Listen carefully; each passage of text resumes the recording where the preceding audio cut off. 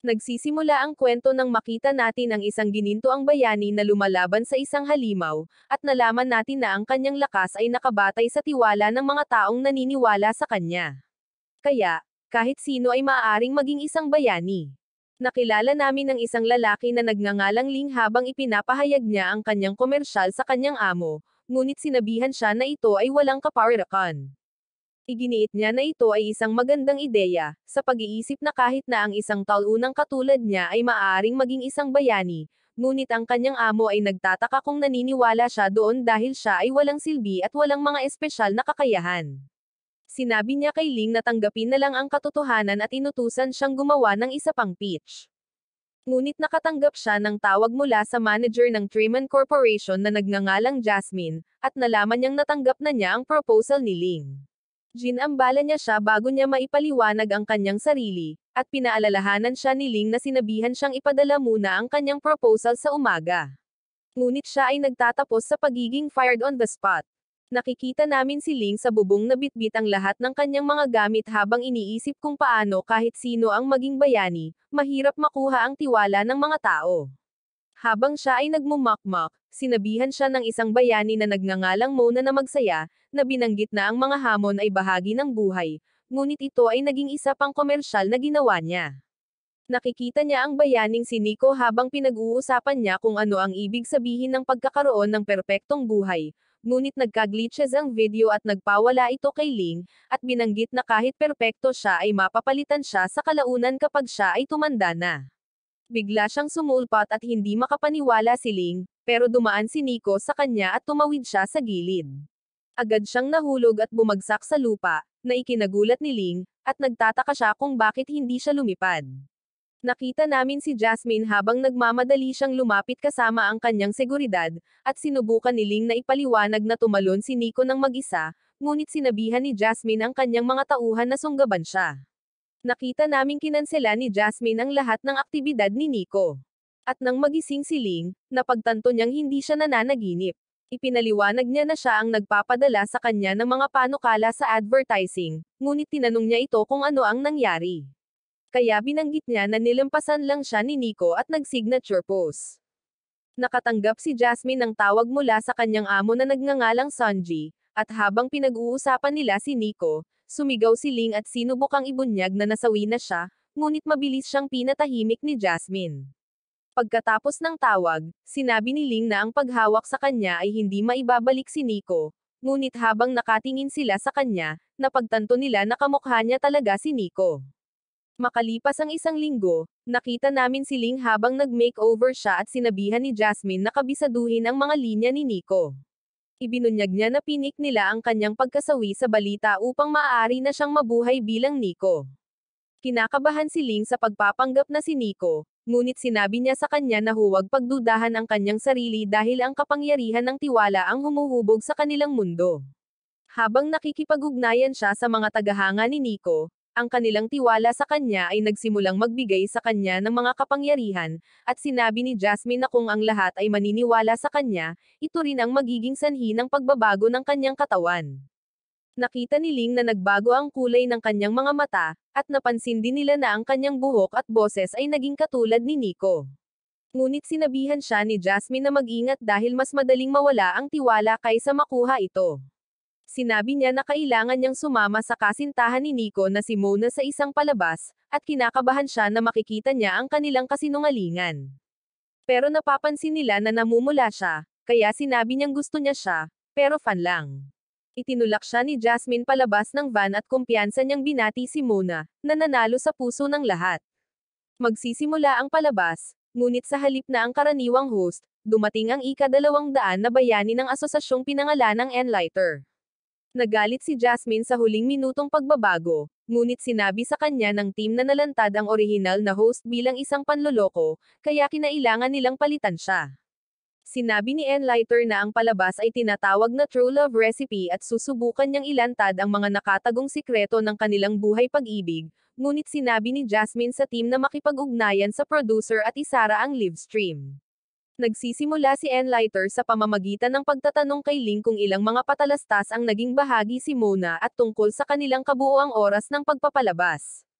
Sa tingin ni Jasmine, Ito ay isang mahirap na tanong, at kahit si Mona ay iniisip na hindi niya ito masasagot, ngunit nakakagulat na sinagot sila ni Ling ng tama dahil siya ang gumawa ng mga patalastas. Naglabas si Enlighter ng isang lie detector sa susunod na round, at ikinonekta niya ito kay Ling. Tinanong siya kung talagang girlfriend niya si Mona dahil sa tingin niya ay peke ang kanilang relasyon. Napagtanto ni Ling na mahuhuli siya na nagsisinungaling kung tatanggapin niya ito, kaya sinabi niyang hindi niya ito kasintahan, na nagpapasaya kay Enlighter. Ngunit binanggit niya na siya ang kanyang diyosa, at ang tanging dahilan kung bakit siya naging bayani ay upang protektahan siya. Hinahangaan ng madla ang kanilang perpektong relasyon, ngunit sinabi ni Enlighter sa lahat na kailangan pa nilang pumasa sa ikatlong yugto, at inanyayahan niya ang dating boss ni Ling na nagngangalang Bobby. Binanggit niya na ang buong bayaning persona ni Nico ay batay sa mga pagsisikap ng kanyang ahensya, na gumagawa ng mga patalastas, ngunit itinulak nila si Bobby sa pagkabangkarote, na naging dahilan upang tapusin ng isa sa kanyang mga empleyado ang kanilang sariling buhay. Hinihingi ni Bobby ang kanyang pera, ngunit sinabi sa kanya ni Jasmine na tinapos na nila ang kontrata, kaya wala silang babayaran sa kanya. Binanggit niya na malaki ang ginastos nila sa kanya sa kanilang patuloy na pagbabago na may pangakong magbabayad ng dagdag, ngunit hindi pa siya nakatanggap ng anuman. Pinuna ni Enlighter si Ling sa hindi pagbabayad ng kanyang mga dapat bayaran sa oras, at pinalipad siya ni Bobby sa pader, na nagpapababa sa tiwala ng publiko sa kanya. Hinihingi ni Bobby ang kanyang pera at ginamit niya ang kanyang litigo sa pag-atake, ngunit naiwasan ito ni Ling habang sinunggaban si Mona. Napagtanto niya na hindi niya maaaring balewalain ang banta dahil ang kapangyarihan ni Bobby ay lumalaki sa takot. Kaya siya ay nagmamadaling lumapit sa kanya at nakatama ng ilang hit habang umiiwas sa kanyang mga pag-atake. Iniisip ng lahat na gumagamit siya ng mga bagong galaw na ginawa niya sa kanyang kamakailang pagliban, at sa tingin ni Jasmine, ito ay isang perpektong pagbabalik. Sinabi ni Bobby na hindi niya maaaring payagan ang kanyang kumpanya na umalis sa negosyo, at siya ay naninangil, ngunit pinahinto siya ni Ling ng isang hampas sa kanyang ulo, na sinasabi sa kanya na huminahon. Binanggit niya na hindi alam ni Ling ang stress ng pagmamayari ng isang negosyo dahil kabilang dito ang pagharap sa mga problemadong kliyente, at mga tamad na empleyado na pinahahalagahan lamang ang kanilang trabaho kapag malapit na silang mawalan ng trabaho.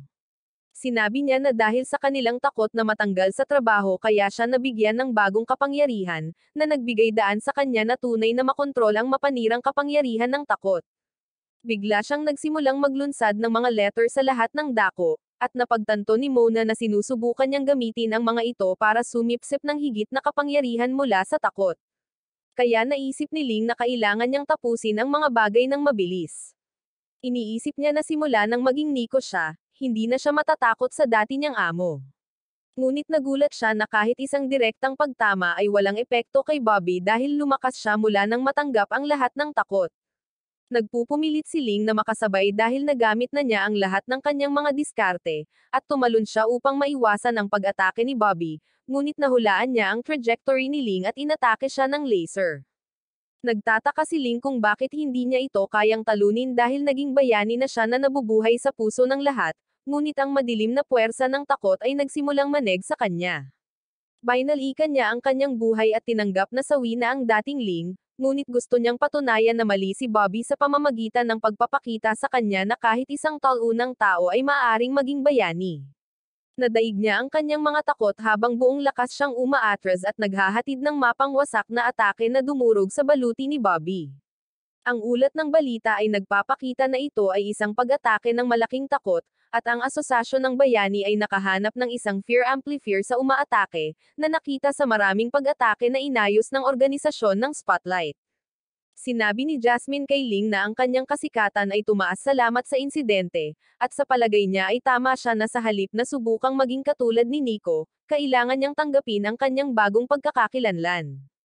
Natutuwa siyang marinig ito at dinala siya sa kanyang bagong tahanan sa Hero Tower, kung saan tinutukoy ng rangkang ng isang bayani kung aling palapag ang makukuha nila. Tinanong niya ito tungkol sa pagkakasawi ni Nico, kaya sinabi niya kay Ling na siya ay nasa parehong sitwasyon balang araw, kung saan kailangan niyang pumili. Nagulat si Ling nang makita kung gaano kalaki ang lugar, ngunit hindi niya gusto ang kanyang higanteng estatwa sa gitna, at nagpasya siyang dumiretso sa kama. Ngunit napansin niyang natutulog si Mona sa tabi niya, kaya nilagyan niya ito ng kumot, ngunit napagtanto niyang may mali. At sa muling pagtitig nito sa kanya, nakita niyang puno na ito ng dugo. Bumabalik tayo noong travel vlogger pa lang si Mona, pero habang sumikat siya, gusto ng kanyang mga tagahanga na ipakita niya sa kanila ang lahat ng uri ng lugar. Kaya nakuha niya ang kapangyarihan ng teleportation. Habang naglalakad siya sa kalsada, nakita niya ang isang magnanakaw na muntik ng masagasaan ang ilang bata. Kaya ginamit niya ang kanyang teleportation para patumbahin siya, ngunit nawala ng kontrol ang sasakyan at nahulog siya, ngunit nasalo siya ni Nico sa tamang oras, at ang engkwentro ay agad na naging perpektong mag-asawa sa paningin ng lahat. Bumabalik tayo sa kasalukuyan ng magising si Ling at naalala niyang nakita niya ang katawan ni Mona, ngunit nakita niya itong nag-eehersisyo sa treadmill, kaya napagtanto niyang isa lamang itong panaginip. Sinusubukan niyang batiin siya, ngunit hindi siya pinapansin nito, at habang nag-aalmusal sila ay napansin niyang ibang-iba ito kumpara sa kanyang hitsura sa publiko. Sinabi ni Mona sa kanya na dapat silang tumigil sa pag-arte dahil alam niyang hindi siya si Nico, kaya napagtanto niya na alam na niya ang tungkol sa kanyang sikreto, at tinanong niya siya tungkol kay Nico. Kaya binanggit ni Ling na nasawi na siya, ngunit sa halip na magdalamhati para sa kanya, tinawagan niya si Jasmine, sinabi sa kanya na mabuti na lang na nasawi si Nico dahil binigyan sila nito ng pagkakataong wakasan ang relasyon na ito. Dumating si Jasmine at ipinaliwanag na si Nico ang pinakamalaking asset ng kanilang kumpanya, kaya dapat nilang tiyakin na umiiral siya anuman ang mangyari. Sinabi ni Mona na ayaw niyang maging kasintahan nito, ngunit sinabi sa kanya ni Jasmine na gusto ng mga tagahanga na magpakasal sila, na ikinainis niya. Ipinaalala niya sa kanila ang kanilang mga kontrata, at si Ling ay walang problema dito, ngunit sinabi ni Mona na gusto niyang wakasan ito. Tinanggihan ni Jasmine ang kanyang kahilingan at umalis, sinabi sa kanila na hindi sila maaaring umalis hanggat hindi sila pumapayag na magpakasal sa isa't isa. At ipinaalala ni Ling sa kanya ang kanyang kapangyarihan sa teleportasyon, ngunit sinabi niya sa kanya na ihinto ang pakikipag-usap sa kanya. Tinatanggal niya ang mga extension ng buhok niya, sa pag-aakalang matatakot nito ang isang perfectionist na tulad niya, pero nakita niya siyang cute. Sinimulan niyang sirain ang mga bagay, sinasabi sa kanya na ayaw niyang pakasalan siya dahil gusto niyang maging malaya. Nagugutom si Mona, at dahil walang wifi at delivery ng pagkain, nagsimula siyang magluto ng pagkain gamit ang piano. Dinadala niya ang kanyang mga prutas, tinatanong siya kung bakit siya pumirma sa kontrata. Naghagis siya ng kamatis sa kanyang rebulto, na sinasabi sa kanya na lagi niyang kinasusuklaman ito, ngunit sumasang-ayon siya na ito ay mayamo. Inaanyayahan niya siyang maghagis din ito ng kung ano, at nang matamaan niya ito, napagtanto niya na iba siya sa dating Nico. Ipinaliwanag niya na ang kanyang kapangyarihan ay may kaunting isyo, kaya naman hindi niya kayang tiisin ang anumang di kasakdalan o karumihan. Ngunit nabanggit ni Ling na lumalala ang kanyang OCD, at hinampes niya siya ng mga kamatis, na sinasabi sa kanya na panatilihin ang kanyang pagkakakilanlan sa halip na maging Nico. Sinabi niya sa kanya na hindi siya dapat sisihin kung siya ay nagiging masyadong mapagkumpetensya, at nauwi sila sa pag-aaway ng kamatis. Sa gabi, naghahanda silang dalawa na matulog sa kanilang magkahiwalay na kama, at tinanong ni Mona si Ling para sa kanyang tunay na pangalan, ngunit sinabi niya sa kanya na sagutin muna ang kanyang tanong, tinatanong siya kung bakit hindi siya makapag-teleport palabas doon. Gumawa siya ng portal at lumabas sa tabi niya, na sinasabi sa kanya na nais ng kanilang mga mananampalataya na manatili silang magkasama. Kaya ang kanyang teleportation portal ay palaging nagpapadala sa kanya, na nagpaparamdam sa kanya na nakulong. Nagtataka siya kung nagustuhan ba niya si Nico kaya ibinunyag niyang may kontrata na siya sa Treman Corporation mula nang nag-vlogging siya, kaya trabaho na lang ito sa kanya. Ipinaalala ni Mona sa kanya na ibahagi ang kanyang tunay na pangalan, kaya ipinakilala niya ang kanyang sarili, at sa palagay niya ay mas maganda ang pangalan nito kaysa kay Nico. Nananatili silang nakulong sa loob ng isang buwan, at walang pagkain or anumang pinagmumulan ng libangan, iniisip ni Ling na masasawi siya sa inip. Nagbanta si Mona na tatapusin ang sarili niyang buhay kung hindi tatapusin ni Jasmine ang kontrata, ngunit sinabihan niya itong huminahon dahil ginamit na niya ang bantang iyon noon. Habang pinagmamasdan sila ni Jasmine, sigurado siyang kung mananatili silang nakakulong, tiyak na magkakaroon sila ng damdamin para sa isa't isa. Gumagawa si Ling ng swing, at habang kumukuha siya ng unan, ginamit ito ni Mona. Natutuwa siyang makita itong nag-e-enjoy, at sinabi niya sa kanya na hindi niya inaasahan na magkakaroon siya ng ganoong kasiya siyang ideya. Kaya nabanggit niya na dati siyang nagtatrabaho sa isang ahensya ng advertising. Ipinaliwanag niya na trabaho niya na gawing posible ang imposible, at iniisip niya kung anong uri ng malupit na mga kliyente ang mayroon siya. Kaya inihayag niya na nagtrabaho siya para kay Jasmine at ginawa niya ang lahat ng kanyang mga promotional video. Napagtanto ni Mona na ito ang dahilan kung bakit nasagot niya ang mga tanong sa palabas, at binanggit niya na ang pagtatrabaho para sa kanya ay nagpasigla sa kanya noong siya ay nasa pinakamababang punto ng kanyang buhay. Pagkatapos nito, nakita namin si Ling na nagpo-propose kay Mona, at sinabi niyang oo sa harap ng lahat ng kanilang mga tagahanga, ngunit bigla silang nag-ambala ng kaaway ni Nico na nagngangalang Worlo. Binanggit niya na kung hindi siya maaaring magkaroon ng isang bagay, hindi niya papayagan si Nico na magkaroon nito, at si Worlo ay sumugod kay Ling. Sinubukan ni Mona na harangan siya, ngunit tumalon siya, at halos hindi napigilan ni Ling ang kanyang pag-atake. Nagsimula silang mag-away, at tinanong ni Worlo si Ling kung bakit hindi siya tumutugon sa kanyang mga mensahe, ngunit sinabihan ni Mona si Worlo na atakihin siya sa halip upang maiwan niya si Ling na may panghabang buhay na panghihinayang. Ngunit sa palagay niya ay masyadong maingay ito, kaya inalis niya si Ling, tinanong siya kung nasaan siya sa lahat ng oras na ito. Ngunit iniiwasan ni Ling ang tanong, sa pag-aakalang sinabi na sa kanya ni Jasmine, ngunit nais itong marinig ni Worlo ng direkta mula sa kanya. Sinubukan ni Mona na mamagitan, ipinaalala sa kanya ang kanyang tunay na target, ngunit wala siyang interes na labanan siya, at iniisip ni Jasmine kung ano ang mali sa kanya dahil hindi niya sinusunod ang script. Bumalik tayo sa pagkatapos gumawa ng swing si Ling para kay Mona, at alam niyang makasarili ito, ngunit tinanong niya ito kung gusto niyang ipagpatuloy ang pagkilos. Ayaw ni Mona, at habang naputol ang lubid, lumalayo siya dahil galit siya sa kanya. Pero bigla siyang may naisip. Tinawag niya roon si Jasmine, at sinabi niya sa kanila ang tungkol sa plano niyang gawing trahedya ang kanilang romantikong kwento dahil ito ang magdudulot ng simpatiya ng lahat.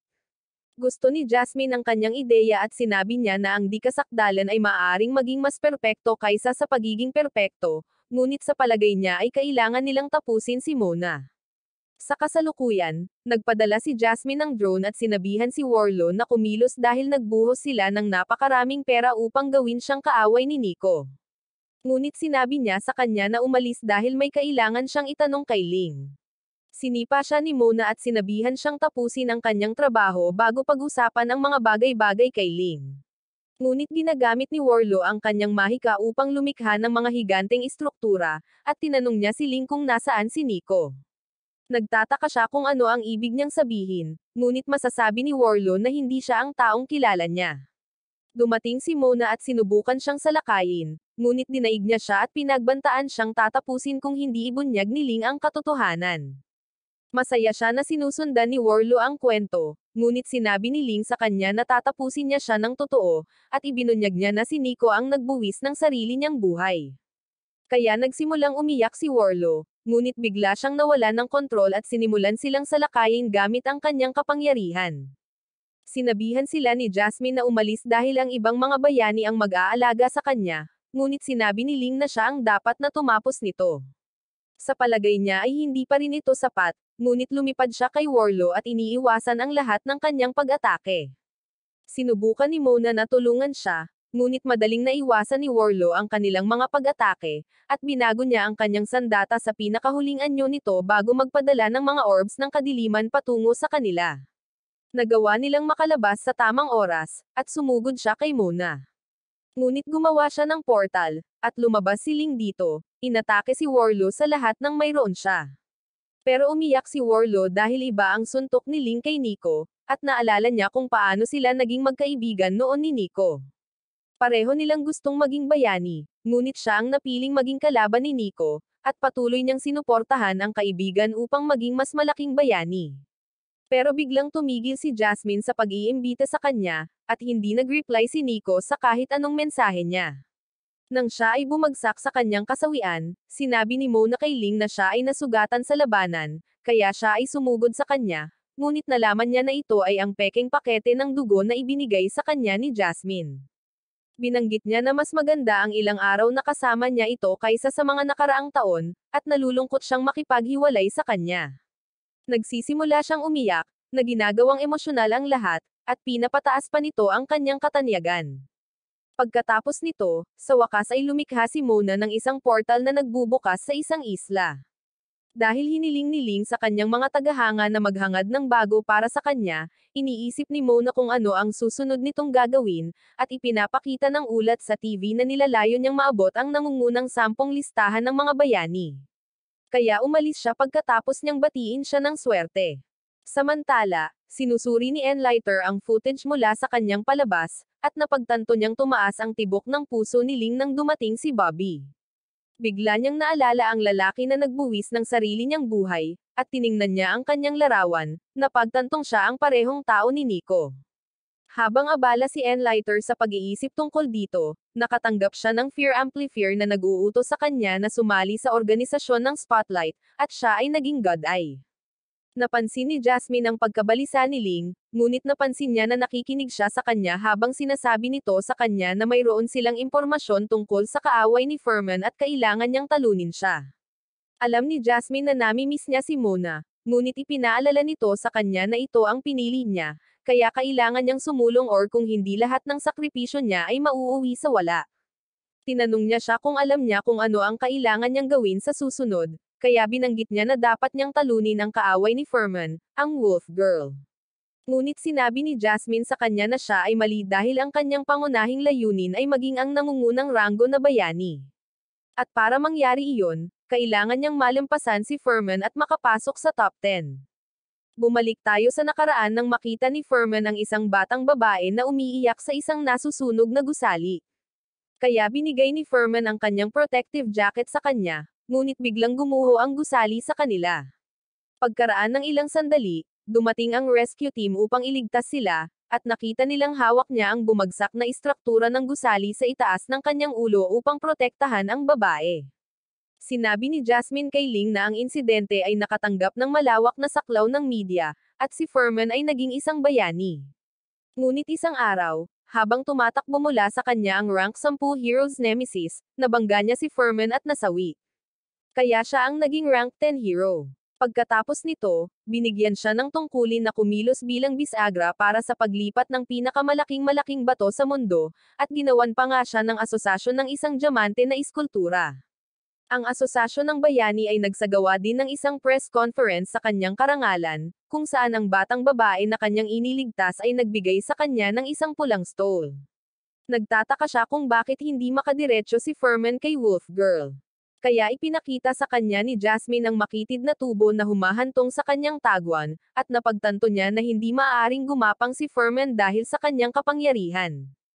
Sinabi niya na ang hideout ay may network ng mga tunnel, at isang pasukan lang ang nakita nila, ngunit sa palagay niya ay hinahanap din ng ibang mga bayani si Wolf Girl. Nagtataka siya kung bakit hindi na lang nila hintayin na makalabas siya, ngunit sinabi sa kanya ni Jasmine na hindi siya isang walang ingat na kontrabida dahil gumagamit siya ng imahinasyon. Binanggit niya kung paano nagtatanim ng binhi ng kasamaan ang Wolf Girl sa puso ng lahat, at ang lungga sa ilalim ng lupa ay kung saan siya nagpiprint ng kanyang mga fairy tale na libro, na nagpapaiba sa imahe ng mga tao kay Furman. Pumasok si Ling sa tunnel sa pag-aakalang kinakatawan ni Furman ang samahan ng mga bayani, kaya ang kanyang masamang imahe ay makakaapekto sa lahat ng mga bayani. Nakakita siya ng isang bayani na na-stuck sa isang pipe, at tinulungan niya ito ngunit hindi sinasadyang natanggal ang kanyang pantalon, na nagpahiya sa kanilang dalawa. Sinabi ng bayani na aalis siya dahil dumating na si Ling upang harapin ang Wolf Girl. Ngunit habang naglalakad siya sa kabilang direksyon, sinubukan siya ng bayani na salakayin, ngunit pinalipad siya ni Ling sa dingding. Pagkatapos noon, nahanap ni Ling ang kanyang tagwan at sinimulan niyang suriin ang kanyang mga gamit. Tinanong si Jasmine tungkol sa kanyang kasalukuyang lokasyon. Ngunit napagtanto niya na ito ay isang bitag dahil ang ilang mga bayani ay biglang nakatanggap ng parehong intel pagkatapos niyang magtago sa mahabang panahon. Nagsisimulang mag-beep ang isang timer habang sinasabi sa kanya ni Jasmine na nasa ilalim siya ng Hero Avenue, at sumabog ang isang bomba. Ang pagsabog ay umabot sa ibabaw kung saan nakikipag-usap si Furman sa ilang mga bata, at habang nabasag ang lupa, Napagtanto niya na ang kanyang higanteng estatwa ay malapit ng durugan ang isang batang babae. Pinigilan niya ito bago siya durugan, at tumakbo siya palayo, ngunit biglang lumabas si Wolf Girl at hinawakan siya. Sinabi niya sa kanya na palayain ang babae, ngunit binanggit niya na gusto niyang sirain ang kanyang eskultura, na sinasabi sa kanya na hayaan itong mahulog kung gusto niyang iligtas ang babae. Ang iba pang mga bayani ay maaaring natigil sa mga lagusan or abala sa pagliligtas ng mga tao, kaya iniisip niya kung paprotektahan niya ang mga ego ng mga tinatawag na bayani or isang aktwal na buhay na tao. Nagsimulang sabihin sa kanya ng mga bystanders na bumitaw na siya, ngunit hawak pa rin niya ito, at biglang dumating si Ling. Sinabihan siya ni Furman na iligtas ang babae, ngunit nabanggit niya na hindi siya sasaktan ni Wolf Girl dahil ang tunay niyang layunin ay palayain siya sa lahat. Ipinaliwanag niya na siya ang parehong babae na nagbigay sa kanya ng Red Stole, at hindi siya napupuot sa kanya, ngunit hindi niya gusto ang paraan na pinipilit siyang maging malakas sa lahat ng oras, at ang mga fairy tale na sumisira sa kanyang imahe ay talagang nagsasabi sa kanyang kwento mula sa kanyang pananaw. Nalaman namin na lahat ay binubuli siya noong siya ay nasa paaralan dahil sinabi niya sa kanila na si Furman ay isang magiliw na tao. Sinabi niya na siya ay niligtas niya, ngunit hindi sila naniniwala sa kanya at sa tingin nila ay sinisira niya ang kanyang reputasyon dahil sinasabi niya sa kanila na hindi siya ganoon kalakas. Tinanggal ng Wolf Girl ang kanyang maskara at binanggit niya na nais niyang bumalik ang bumbero na nagligtas sa kanya, na nagpapaiyak kay Furman dahil itinuturing niyang pinagmumulan siya ng lakas ng loob. Nagsisimula siyang umiyak, na humahantong sa pagbaba sa kanyang kapangyarihan ng pagtitiwala, at malapit na siyang durugan ng estatwa. Kaya sinubukan siyang tulungan ng Wolf Girl at Ling, ngunit bumagsak ito sa lupa. Kaya't nagsimulang magpanik ang lahat, ngunit si Ling ay nagpatuloy at napagtanto nila na ginagawa niya ang lahat upang mailigtas ang iba. Nakita ni Jasmine ang lahat na nag-cheer para sa kanya at nagsimula siya ng isang live stream, na lalong nagpapataas ng kanyang kapangyarihan sa pagtitiwala. Sa matagumpay niyang pag-angat nito, nakita niya na ang kanyang trust ranking ay nalampasan si Furman. Kaya bahagi na siya ng nangungunang 10 bayani. Pagkatapos nito, tumungo si Ling sa ika-10 palapag kung saan nakita niya si Furman na naghahanda ng umalis. Pero ibinunyag niya na masaya siya dahil hinanggad ng lahat na patuloy siyang tumayo, kaya nagpumilit siyang mamuhay. Sinabi ni Ling na ang kanyang OCD ay lumalala din dahil sa pagiging perpekto na kasama ng kanyang mga kapangyarihan, ngunit sinabi ni Furman na nakarating siya sa ika-10 palapag dahil sa desisyon na kanyang ginawa. Sa pag-alis niya, sinabi sa kanya ni Ling na hindi siya ang tunay na mabait. Ngunit sinabi ni Furman na dapat niyang subukan na maging kanyang sarili. Naalala ni Ling si Mona at inisip muli ang kanyang desisyon na maging isang bayani, ngunit bigla niya itong nakita sa TV, na pagtanto na siya ay dinukot ng God Eye.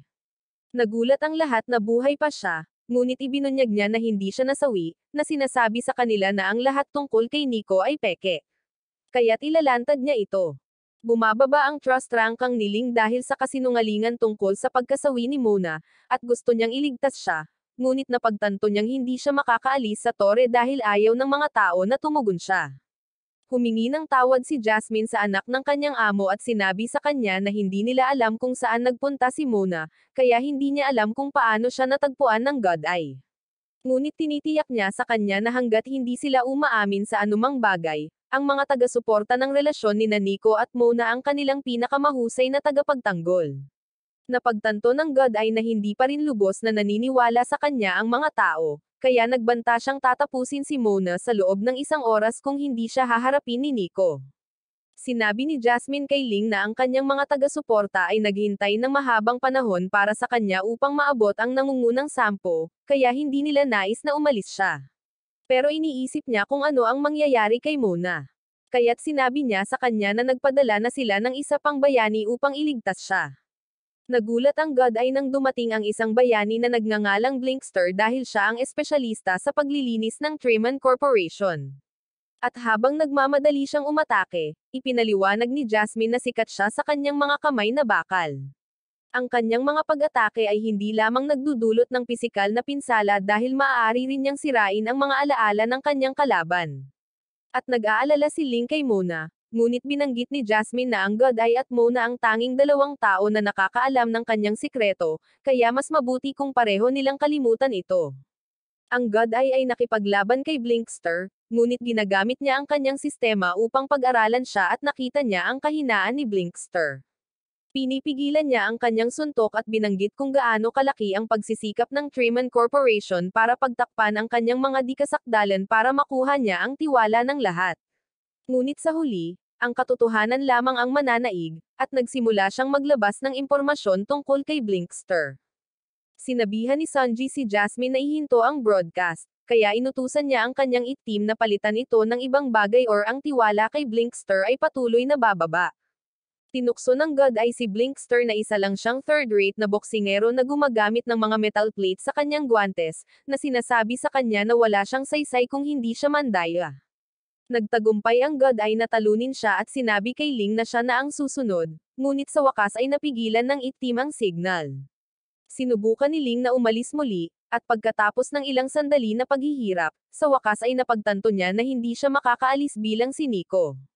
Kaya bumalik siya sa kanyang orihinal na sarili.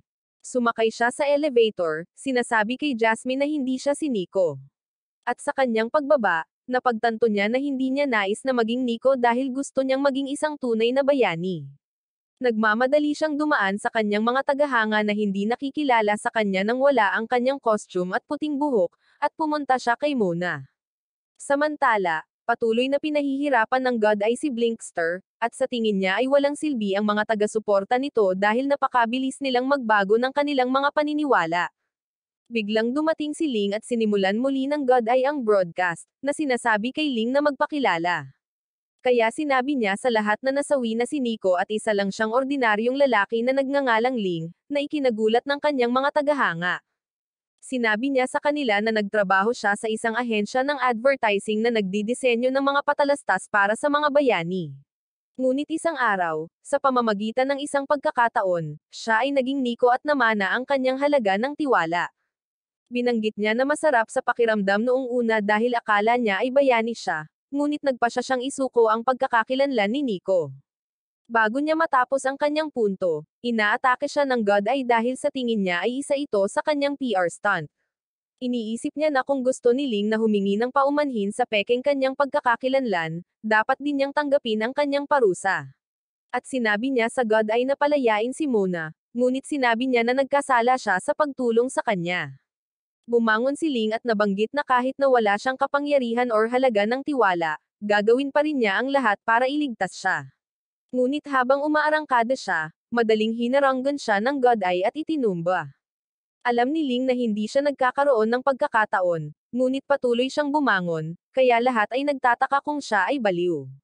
Akala ng fans ni Mona, matagal nang nasawi si Nico kaya dapat si Ling ang umiyak sa kasal nila. Nag-aalala rin si Jasmine para sa kanya dahil isinuko na niya ang kanilang kinabukasan, at sa tingin niya ay tatapusin na niya ang kanyang sarili. Nagtataka ang fans kung bakit walang tumutulong sa kanya, kaya napagtanto nila na walang gustong makihalubilo sa isyu ng pekeng bayani. Nagawa ng God ay napatumbahin siya, at sinabi niya na dapat matanto ng lahat na walang tunay na bayani sa kanilang panahon. Ngunit sinabihan siya ni Ling na huminto sa pagsasalita ng walang kaparikan at muli siyang sumubok na umatake, ngunit madaling pinigilan siya ng God Eye, na sinasabi sa kanya na kung wala ang kanyang magarbong packaging, walang sino man ang mag-cheer sa isang walang silbing tao na tulad niya. Ngunit sinabi niya na hindi niya kailangan ang suporta ng iba dahil naniniwala siya na kahit sino ay maaaring maging bayani. Binanggit niya na ang sandali kung kailan siya tunay na nadama bilang isang bayani ay kapag siya ay nagkaroon ng damdamin para sa isang tao, kaya masaya niyang isusuko ang lahat para protektahan siya. Bigla niyang na-headbutt ang God Eye, na nagpapahintulot sa kanya na makalaya, at si Ling ay namamahala sa isang suntok. Sinusubukan ng God Eye na suriin ang kanyang kahinaan, ngunit ang sistema ay nakahanap ng hindi mabilang na mga kahinaan at hindi siya sigurado kung alin ang pagtutuunan ng pansin. Hindi makatayo ng tuwid si Ling, ngunit patuloy niyang inaatake ang God Eye, kaya't iniisip niya kung may bug ang kanyang sistema.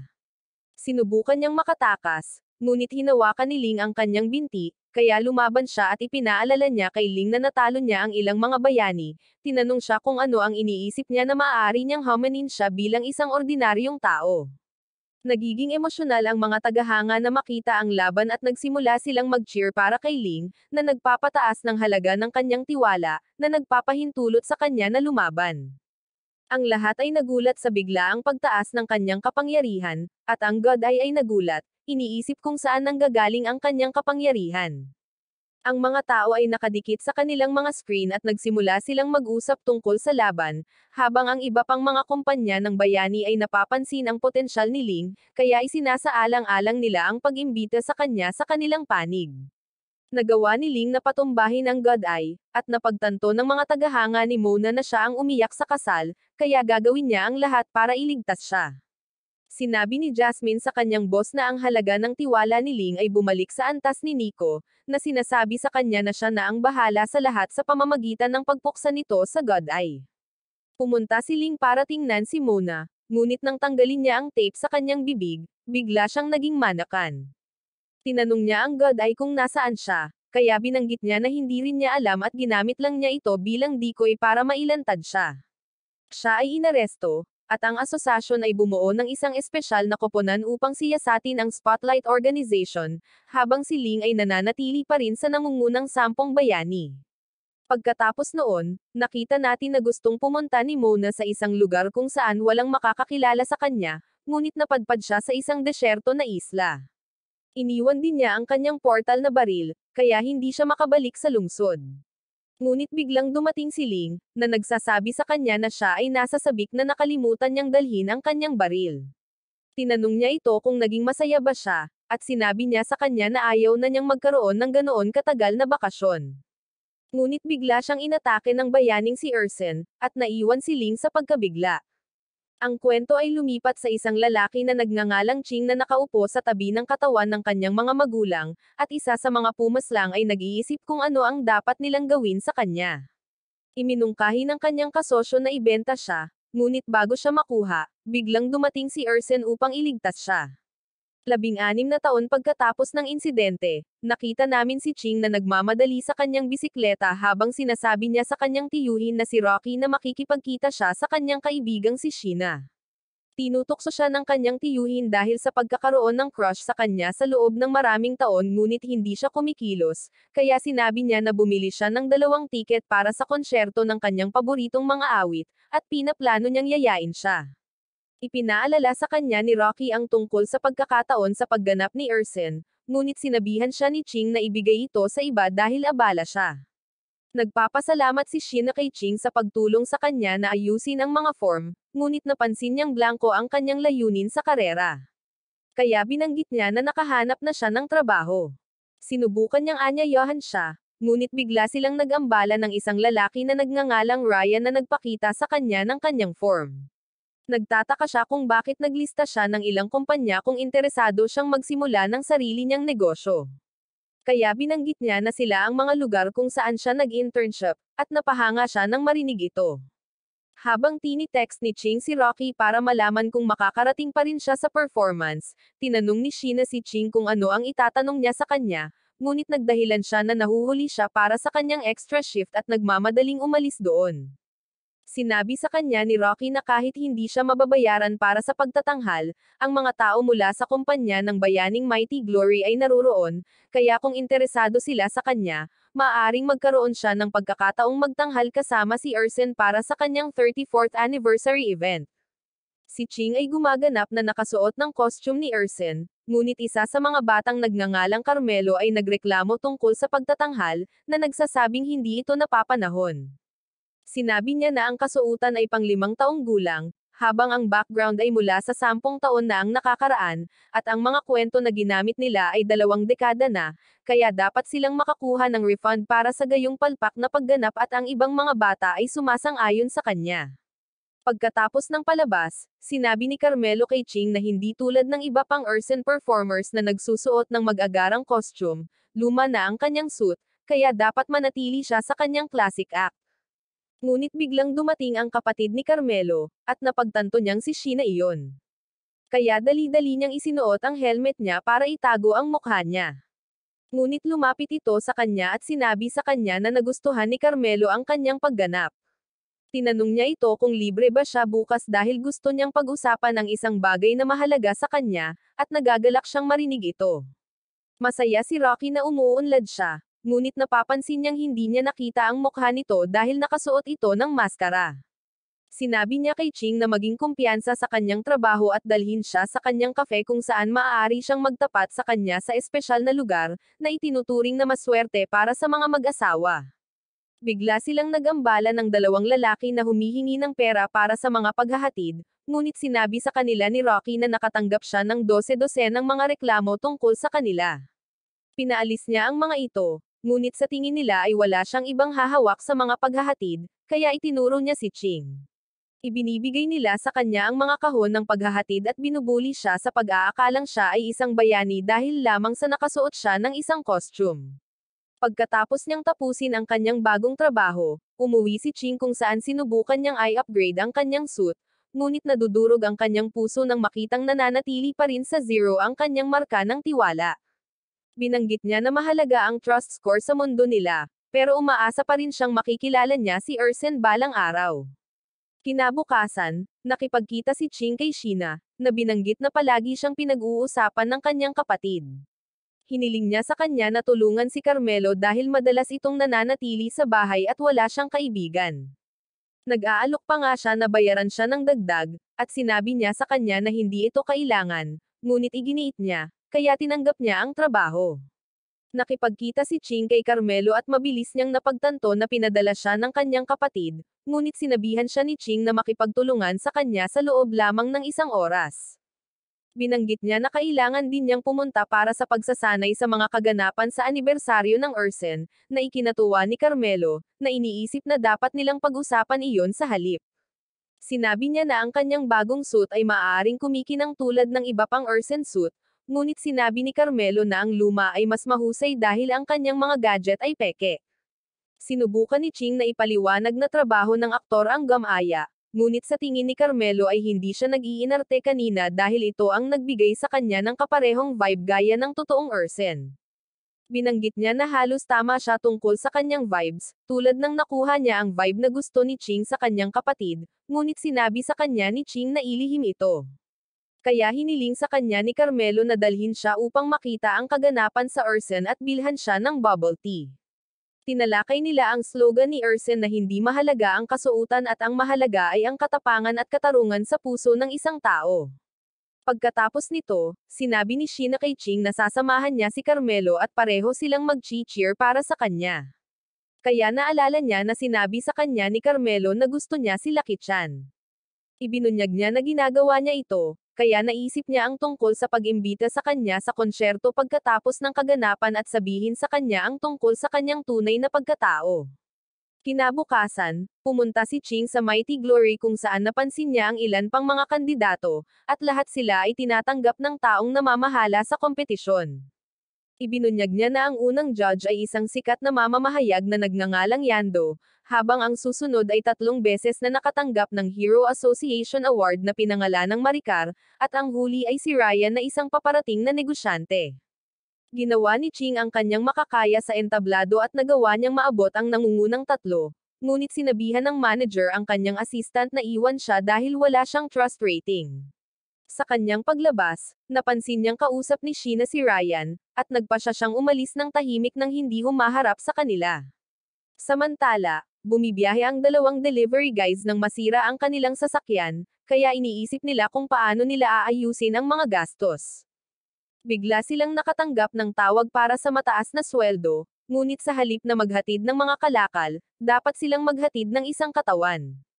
Sa paaralan, tinanong ni Sheena si Ching kung gusto niyang pumunta sa konsyerto, at sa palagay niya ay niyaya niya itong makipag-date. Ngunit nang banggitin niya na ang ama ni Ryan ay nagbigay sa kanila ng mga VIP ticket, masama ang pakiramdam niya at itinago ang sarili niyang mga ticket, na sinasabi sa kanya na hindi niya gusto si Lucky Chan, kaya hindi niya ito makakasama.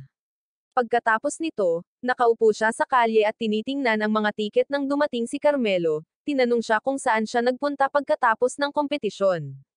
Binanggit niya na hindi siya makakapasok sa susunod na round, at dahil nahihiya siyang harapin ang mga ito, nagpasya siyang umalis na lang. Nagtataka si Carmelo kung hindi pupunta si Ching sa anniversary event, kaya binanggit niya na walang saysay ang pagpunta dahil hindi siya mapapansin ni Ersen sa napakaraming audience. Sinabi niya na ang lahat ng ginawa niya ay para makaharap niya siya ng may pagmamalaki, ngunit wala siyang nagawa.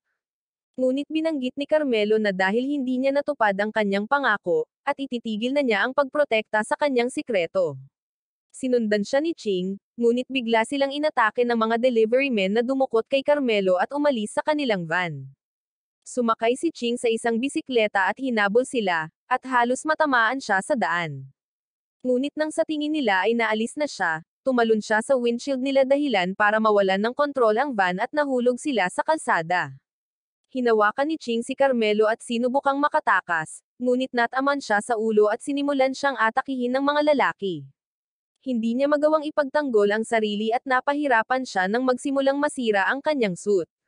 Tinanong nila siya kung gusto niyang maging bayani at ipinagpatuloy ang pagpapahirap sa kanya, na nagpapaalala sa kanya ng pagnanais niyang maging tulad ni Ersen noong bata pa, ngunit binubuli siya ng lahat dahil wala siyang trust value. Patuloy ang pagpapahirap kay Ching, ngunit nang makita niya ang isa sa kanila na papunta kay Carmelo, inipon niya ang lahat ng lakas ng loob niya para sunggaban sila at ginamit ang electric current mula sa kanyang suit para mabigla sila. Napansin ni Carmelo ang kanyang katapangan dahil sinasaktan din niya ang kanyang sarili, at ipinaalala nito sa kanya kung bakit naisip niyang hindi umaarte si Ching dahil nakukuha niya ang vibes ng isang tunay na bayani.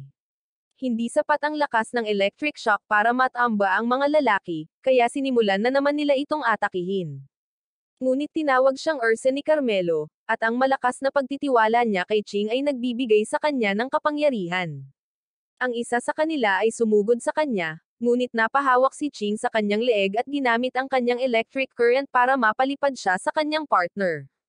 Nagmamadali siyang lumapit sa kanila at tinapos sila gamit ang kanyang electric punch, habang si Carmelo ay nagsimulang umiyak, na sinasabi sa kanya na ito ang pinakakahanga-hangang pagganap na nakita niya.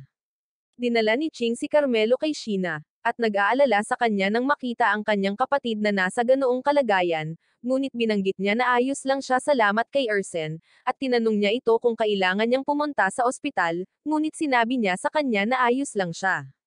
Nagpasalamat siya sa kanya, na sinasabi sa kanya na hindi pa rin niya alam kung ano ang itatawag sa kanya, kaya tinanggal niya ang kanyang helmet, at habang naghahanda itong ihayag sa kanya ang kanyang tunay na pagkatao, bigla silang ginambala ni Ryan. Nagulat siya nang makita siya at sinubukan niyang pigilan si Ching nang malapit na itong umalis, ngunit tinawag siya ni Ryan sa kanyang tunay na pangalan at binanggit na nandyan siya para sa kanya. Pumunta si Ching sa istasyon ng pulisya kung saan sinabi nila sa kanya na kung sakaling nahaharap siya sa isang katulad na sitwasyon, dapat niyang kontaken sila sa halip na ilagay ang kanyang buhay sa panganib.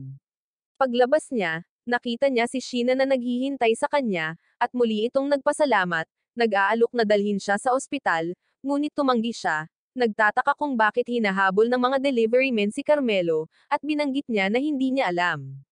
Dumating si Ryan at sinabi niya na dapat ay dahil kailangan nila ng pera para suportahan ang kanilang kabuhayan, ngunit binanggit niya na ang kanilang pamilya ay hindi mayaman. Sa palagay niya, ang kanilang mga magulang ay nasa labas ng bayan ay maaaring maging isang perpektong target, at pinainom niya ang lahat. Ngunit nabigla si Ching nang hawakan ito.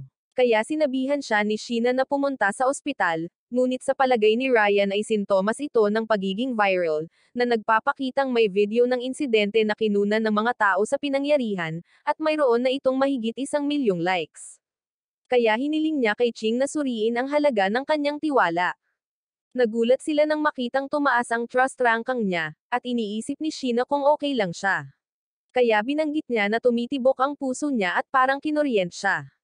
Nang gabing iyon, nag-message si Ching kay Sheena, ngunit nagtataka siya kung bakit nakikipag-ugnayan pa rin ito sa kanya mula sa profile ng kanyang bayani, kaya napahiya siya. Sinabi ni Sheena sa kanya na mula noong una silang magkita para pag-usapan si Carmelo sa bubble tea shop, pakiramdam niya ay siya ang taong nasa likod ng maskara. Sinabi niya na sinamahan niya si Carmelo upang makita ang lahat ng kanyang mga pagtatanghal dahil gusto niyang makita ang kabilang panig niya upang mas makilala niya ito. Kinabukasan, dinala ni Ching si Sheena sa tea shop at umupo sila sa maswerteng mesa. Ngunit habang siya ay naglalagay ng kanilang order, napansin siya ng isang bata at hiniling na makipagkamay sa kanya. Ngunit ang kapangyarihan ni Ching ay nakapagpatayo ng kanyang mga balahibo, at napakasaya nito kaya nagmamadali siyang sabihin ito sa lahat ng kanyang mga kaibigan. Nakikita ito ni Rocky bilang isang magandang pagkakataon sa negosyo, kaya sinabi niya sa mga bata na maaari nilang makilala si Ching kung bibili sila ng inumin. Nang makaalis na ang lahat, sa wakas ay umupo si Rocky para makapagpahinga. At binanggit niya na naging abala si Ching pagkatapos mag-viral. Kaya kailangan niyang kumuha ng manager, pero sa tingin niya ay wala siyang budget or anumang malalaking plano, at sinabi ni Rock na nakapili na siya ng isang tao para sa kanya. Dumating si Ryan na binanggit na hiniling niya kay Rocky na magmungkahi ng taong makakatrabaho niya, at umalis si Rocky pagkatapos sabihin kay Ching na interesado si Ryan sa kanya. Pagkatapos nito, nakita namin ang pagsasanay ni Ersen at binibigyan siya ng briefing ng kanyang manager tungkol sa nalalapit na kaganapan sa anibersaryo. Binanggit niya na nakapaghanda na siya ng talumpati para sa kanya at sinabi sa kanya na iniisip ng pangkat na baguhin ang kanyang slogan, ngunit nagpa siya si Ersen laban dito. Napansin ng manager na lumalago rin ang kasikatan ng Peking Ersen at ninakaw na niya ang humigit kumulang 1% ng kanilang mga tagahanga, ngunit hindi ito kinabala ni Ersen. Naghahanda si Ryan ng robotic arm para kay Ching upang makontrol niya ang kanyang kuryente, ngunit hindi ito gumana gaya ng nakaplano. Sinabi ni Ryan na magagawa nilang patatagin ang agos kapag dumating na ang mga bagong bahagi. Nagtataka si Ching kung malibang gayahin si Ersen, ngunit binanggit ni Ryan na sa kanilang mundo, ang mga bayani ay pinipili sa pamamagitan ng suporta ng mga tao. Sa palagay niya ay nakikita ng mga tagahanga ni Ching ang walang limitasyong potensyal sa kanya at ipinaalala sa kanya na siya ang nagligtas kay Carmelo, kaya karapat-dapat siyang maging isang bayani. Si Ching at ang kanyang mga kaibigan ay naghahanap ng krimen sa lungsod at narinig nila ang tungkol sa isang pagnanakaw sa bangko. Kaya natalo ni Ching ang mga magnanakaw, na nagpapataas ng kanyang tiwala at katanyagan ng publiko. Ngunit ang pagunlad ni Ching ay nakakasakit sa orihinal na Ersen dahil nakakaakit siya sa mga nakababatang madla. Kaya gusto ng mga brand na makipagsosyo sa kanya sa halip. Sa kaganapan ng ika-34 na anibersaryo ni Ersen, inilunsad ni Ersen ang kanyang bagong action figure, ngunit tila walang interesado dito. Ang ibang mga mamamahayag ay nagtanong sa kanya tungkol sa tumataas na katanyagan ng mas batang Ersen, ngunit tumanggi siyang sagutin ang mga ito. Naging tanyag si Ching sa mga bata, at naisip ni Ryan na ito ay dahil kaya niyang manatiling Ersen kahit na tinanggal niya ang kanyang maskara. Habang ang tunay na Ersen ay hindi kailanman nagpapakita ng kanyang mukha sa publiko, sina Ching at Sheena ay bumisita sa tindahan ng tsaa, ngunit napansin niyang tinitingnan nito ang balita ng kanyang sumisikat na kasikatan, kaya pinayuhan niya itong huwag madala. Ibinunyag niya na inanyayahan siya ni Ryan, na ikinagulat niya, at nagtataka siya kung bakit siya nagulat. Kaya't sinabi niya na ito ay walang iba kundi itatanong niya sa kanya ang tungkol sa kanyang sagot kay Ryan. Sinabi niya sa kanya na hindi pa siya nakapagpasya, ngunit dapat silang umalis dahil naghanda si Ryan ng sorpresa para sa kanila. Sa kanilang paglalakbay, tanong ni Sheena sa kanya kung bakit siya nagsinungaling tungkol kay Lucky Chan dahil sinabi niyang hindi siya nakikinig sa kanyang musika. Hinahanap niya ang kanyang mga tiket sa konsyerto ngunit napagtanto niyang nakalimutan niya ang mga ito sa bahay, kaya hindi niya sinabi sa kanya ang totoo. Sa wakas ay nakarating na sila sa lokasyon, at ipinakita sa kanila ni Ryan ang kanilang bagong lab na itinayo niya gamit ang puhunan ng kanyang ama. Sinabi niya na ang lumalagong kasikatan ni Ching ay nakumbinsi ang kanyang ama na mamuhunan sa kanila, at plano niyang gumawa ng mga pagpapabuti kung sila ay maranggo sa Hero Commission. Nagtataka si Sheena kung naisip na ba ni Ching na lumipat sa Hero Tower pagkatapos niyang maranggo, ngunit nabanggit niya na hindi niya naisip ito dahil parang panaginip pa rin ito sa kanya. Lumabas si Ching upang magpahangin, at sumama si Sheena sa kanya, hinihiling sa kanya na ay pangako sa kanya na anuman ang mangyari sa hinaharap, haharapin niya ang kanyang sarili ng buong tapang at katapatan.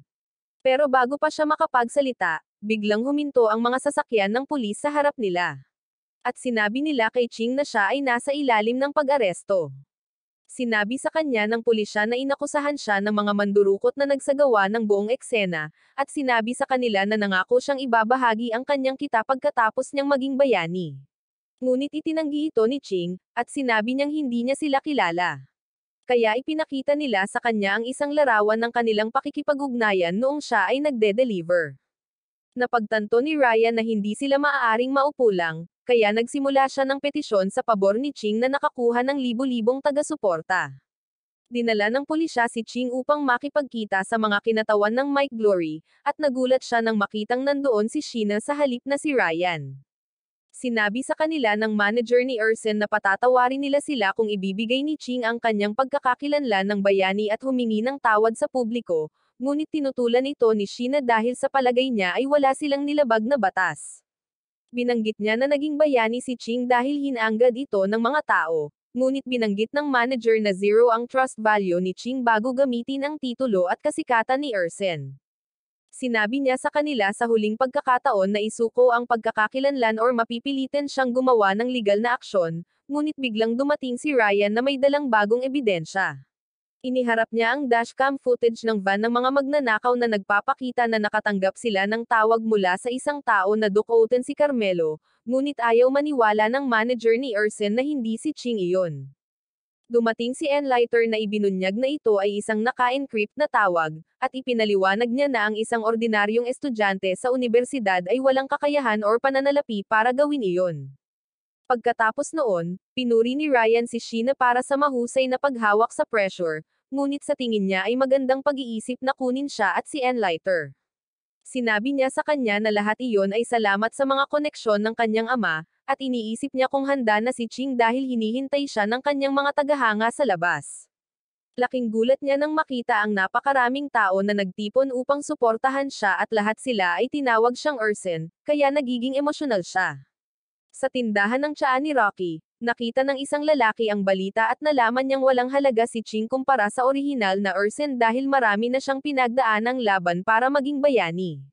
Ngunit sinabi sa kanya ni Rocky na nagbago ang mga panahon at dapat silang masanay sa paglalaro ng mga bagong panuntunan. Tinawag ni Ryan sina Ching at Sheena na pumunta sa lab, ngunit dahil umuulan ay huminto sila sa istasyon ng bus. Humihingi siya ng tawad sa pagsisinungaling niya. Kaya ipinaalala ni Sheena sa kanya na dapat siyang maging matapang at harapin ang kanyang sarili ng tapat, na sinasabi sa kanya na susuportahan niya siya ng walang kondisyon kung gagawin niya iyon. Samantala, tinitingnan ni Ryan ang bagong suit na inihanda niya para kay Ching at isinuot niya ang maskara. Ngunit sa pagbukas niya ng shutter, nakita niya ang isang lalaki na may hawak na baril sa harap niya. Dumating din sina Ching at Sheena. Ngunit bago makarating doon si Ching, pinaslang ng lalaki si Ryan sa pag-aakalang siya na ang bagong Ersen. Sa libing, nakilala ni Ching ang ama ni Ryan na binanggit na kung nakakaramdam siya ng panghihinayang sa kanyang puso, dapat niyang hanapin ang pumaslang sa halip na maghintay ng kapatawaran. Sinabi sa kanya ni Ching na kailangan niya ang kanyang tulong, na inihayag na alam na niya ang pagkakakilanlan ng asasin mula nang makita niya ang peklat sa kanyang leeg na ibinigay niya sa isa sa mga mandurukot. Nagsimulang imbestigahan ni Ching ang mga mandurukot, at nagtataka si Sheena kung bakit siya mismo ang gumagawa nito. Kaya binanggit niya na hindi niya mapagkakatiwalaan ang mga pulis dahil nakakulong dapat ang pumaslang. Ngunit bigla siyang nakatanggap ng isang tawag at umalis, na nagsasabi sa kanya na may mahalagang bagay na dapat niyang gawin. Nagdaos ng press conference si Ching kung saan ibinunyag niya na ang dalawang mandurukot ay wala sa kulungan at nawawala ang ahente na responsable sa kaso. Naniniwala siya na ang ahente ay pinaslang upang isara ang maluwag na dulo. At binanggit niya na lagi niyang hinahangaan si Ersen, ngunit sa tingin niya ay hindi mabalanse ang timangan sa pag-asa lamang sa isang panig. Kaya pinili niyang huwag umasa sa iba at nagpasya na labanan si Ersen sa kanyang ika-34th na anibersaryo. Sinabi sa kanya ng manager ni Ersen ang tungkol sa hamon, at sa tingin niya ito ay magiging isang mahusay na paraan para mapalakas ang kanyang trust ranking, ngunit mukhang walang pakialam si Ersen dito. Binanggit ng kanyang manager na tinatawag na siyang matandang Ersen. At kung hindi siya sumagot, sandali na lang at tatanda na siya. Samantala, nagsasanay si Ching para sa kanyang nalalapit na laban, at humanga si Rocky sa kanyang lakas sa pagsuntok. Kaya sinabi ni Sheena na ang kanyang mga guwantes ay dinisenyo ni Ryan. Pero binanggit ni Rocky na hindi tulad ng training dummy, hindi lang tatayo si Ersen at lalaban din siya. Sa tingin ni Rocky, mas advanced ang teknolohiya ng Mike Glory at mayroon pa itong perpektong guard mode. Kaya sa tingin niya ay hindi magkakaroon ng pagkakataon si Ching kapag na-activate na ni Ersen ang kapangyarihan ng kanyang suit, ngunit tiwala si Ching sa kanyang kakayahan. Sinabihan siya ni Sheena na magpahinga, ngunit binanggit niya na dapat siyang maging mas mabilis kaysa kay Ersen dahil ito lang ang paraan para malagpasan niya ang kanyang mga panlaban. Nagtataka si Rocky kung magagawa nilang ibaba ang bantay ni Ersen, ngunit naisip ni Sheena na hindi madaling maapektuhan ang kanyang pag-iisip. Kaya sinabi ni Rocky sa kanila na hindi nila kakailanganin iyon. Ang kailangan lang nilang gawin sa kanya ay gamitin ang kanyang signature move na Lightning Slash na magiging bukas sa kanya, ngunit iniisip ni Ching na hindi niya ito gagamitin dahil alam niya ang kahinaan nito. Naisip ni Sheena na dapat silang umatras sa laban dahil baka ito ang diskarte ng kalaban para galitin siya para maibalik nila ang kanilang moral. Sinabi ni Rocky kay Ching na may ideya siya na gagamitin ni Ersen ang Lightning Slash. Ngunit para gumana ang kanilang plano, kailangan ni Ching ang kanyang pag-atake bago siya matamaan ni Ersen. Dinala ni Ching si Sheena sa dalampasigan at ipinaalala niya sa kanya na sa unang pagkakataon na nakita niya siya sa paaralan, nakasuot siya ng maputik na uniforme dahil nadumihan ito habang sinusubukan niyang iligtas ang isang pusa. Tinatanong niya kung naaalala pa ba niya ang pangako niya. Kaya binanggit ni Ching na oo, ngunit sinabi niya na ang mga bagay ay iba na ngayon. Ipinaliwanag niya na dapat niyang taglayin ng tiwala ng libu-libong tao at iniisip na kung tumakas siya, kakailanganin nilang makipagkompromiso sa krimen at kasamaan. Sinabi niyang hindi ito pagtakbo at umiiyak siya habang umaalis, kaya sinundan siya nito. Sa wakas ay dumating na ang araw ng laban, at lahat ay nasasabik sa showdown sa pagitan ng luma at bagong Ersen. Sinabi ng mga komentarista na ang bagong rating ng tiwala ni Ersen ay lumampas na sa dati. Kaya ang deciding factor para sa laban ay ang reaksyon ng publiko sa kanilang performance. Nagsisimula ang laban nang magsimulang mag-perform ang Lucky Science, at nagmamadaling inatake ni Ching ang lumang Ersen, ngunit hindi epektibo ang kanyang mga high-speed attack dahil sa advanced defense system ni Ersen. Ang ganting atake ni Ersen ay nagtulak pabalik kay Ching, at nasira pa nito ang kanyang suit, ngunit bumalik siya sa buong bilis.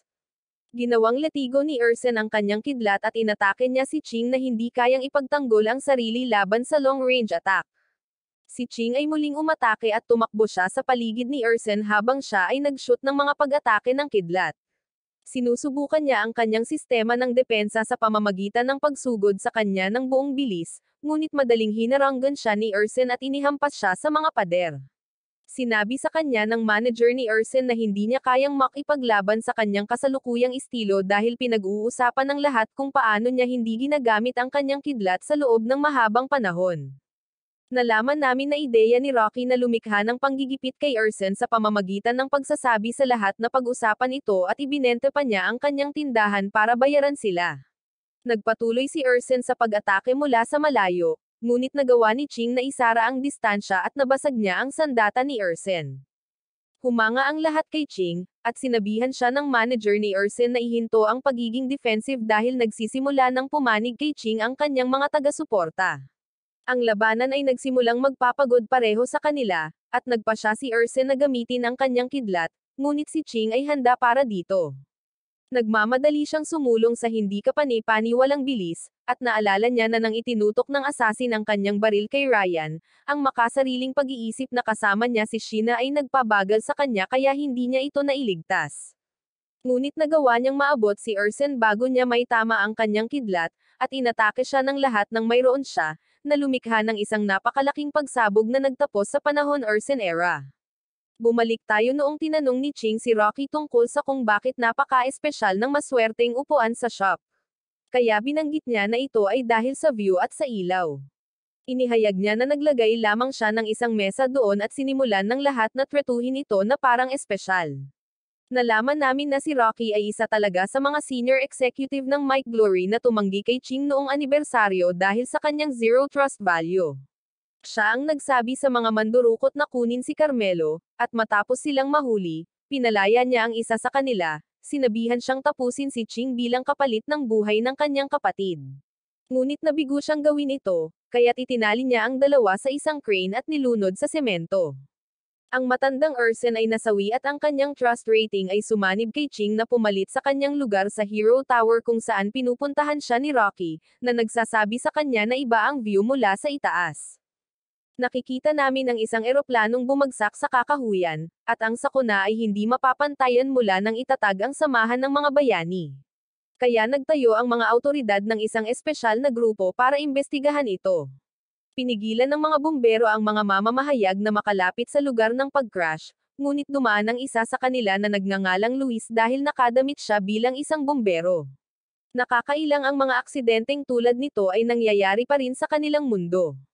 Ngunit habang kinukunan niya ito ng mga larawan, bigla niyang narinig ang isang bata na umiiyak at nakakita siya ng isang batang babae sa ilalim ng mga guho.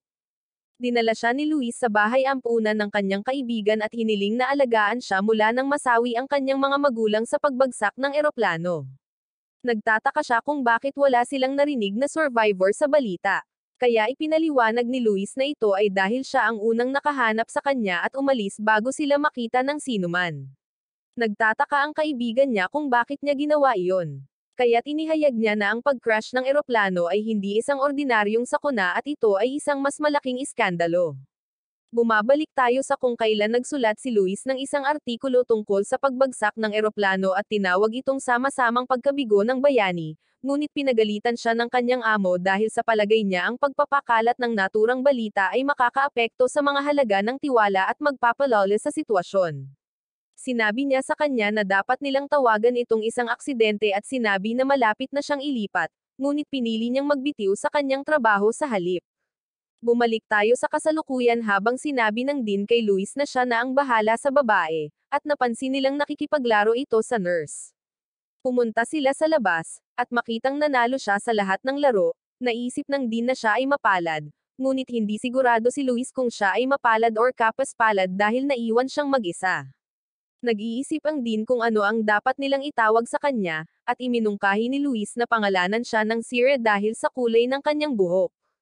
Nagiging sikat si Sierra sa mga bata pagkatapos niyang tulungan ang isa sa kanila na makuha ang paborito niyang card, ngunit naiinggit ang lahat ng iba pang bata, kaya lahat sila ay humingi ng tulong sa kanya.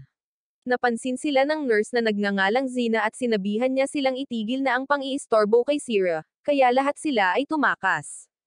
Ngunit kumuha siya ng isang piraso ng papel at hiniling kay Sierra na pumili ng lugar kung saan sa tingin niya ay maaaring nakatago ang kayamanan. Bumili si Zina ng bagong bahay batay sa locus yung minarkahan at nagdudulot ito ng magandang kapalaran sa kanyang buhay. Kaya sinabi niya sa kanyang mga kasamahan ang tungkol dito, na nagseselos sa kanila. Hiniling ng isang babae na nagngangalang Mika na piliin ang pinakamahusay na lalaki na papakasalan niya sa 3 opsyon, at ang pinili niya ay lihim na mayaman, kaya agad bumuti ang buhay ni Mika. Nagsimulang humingi ng tulong ang lahat at nagdala pa si Zina ng isang babae mula sa labas para matulungan siya ni Sierra na gumaling sa kanyang karamdaman. Ngunit napansin ng Dean na kumukuha siya ng pera, at nadismaya siya sa kanya, sinabihan si Sierra na sabihin sa kanya kung sino man ang sumusubok na abalahin siya. Pagkatapos ng 5 taon, nakita namin na si Sierra ay naging mukha ng ampunan kung saan siya kumakanta at nagbabasbas ng mga anteng-anteng na nagdadala ng magandang kapalaran sa mga tao. Sinabi ng Dean na hindi niya akalain na matutulungan nila ang gayong malawak na madla at ibinibigay niya sa kanya ang lahat ng kredito, na sinasabi sa kanya na nagdala siya ng kaligayahan sa lahat. Si Sierra ay ginagalang ng ibang mga bata, ngunit pinipigilan siya nito na magsaya tulad ng isang normal na bata.